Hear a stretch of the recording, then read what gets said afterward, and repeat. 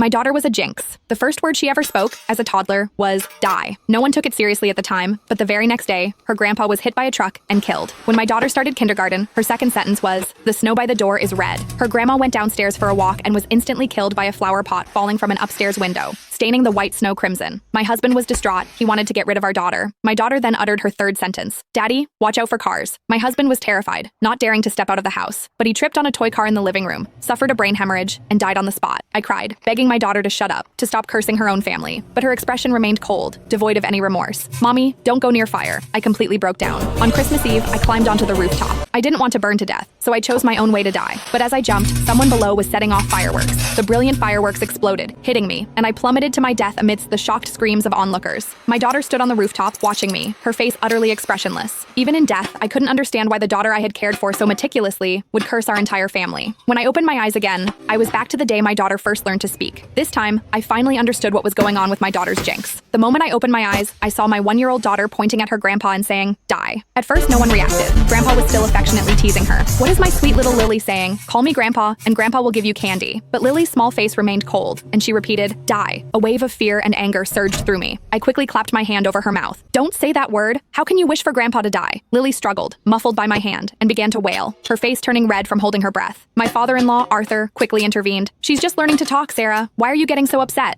I pressed my lips together, my body trembling uncontrollably. "She's cursing you." Arthur paused, then laughed. "What are you talking about? She's so young. How could she possibly know what die means?" I didn't know how to explain, so I could only tell Arthur to be careful when he went out these days, especially to watch out for cars on the road. Arthur said he understood, but he didn't take it seriously at all. I repeated the warning to my husband, David, who also laughed at me, saying I was overreacting. He looked at Lily tenderly, saying our daughter was anything but a jinx. He even tried to comfort me. "Sarah, are you having postpartum anxiety? Maybe you should take a break and let my parents take care of Lily for a while." A sudden chill ran through me. I immediately shook my head. No, absolutely not. What if Lily cursed someone else when I wasn't around? But a sliver of hope remained in my mind. What if the previous incidents were just accidents? I hadn't let Arthur leave the house for days, and I'd even put away all the toy cars. I was terrified of a repeat of what happened to David in my previous memory. After a few days at home, Arthur got bored. "I'm just going for a walk in the garden downstairs. Don't you worry about it." I warned him repeatedly not to go anywhere near cars, but Arthur still had an accident. He missed a step while going down the stairs, tumbling all the way down. His head landed precisely on a protruding nail. Arthur died on the spot. When the ambulance arrived, they immediately called the funeral home. My mother-in-law, Martha, knelt beside Arthur, sobbing uncontrollably.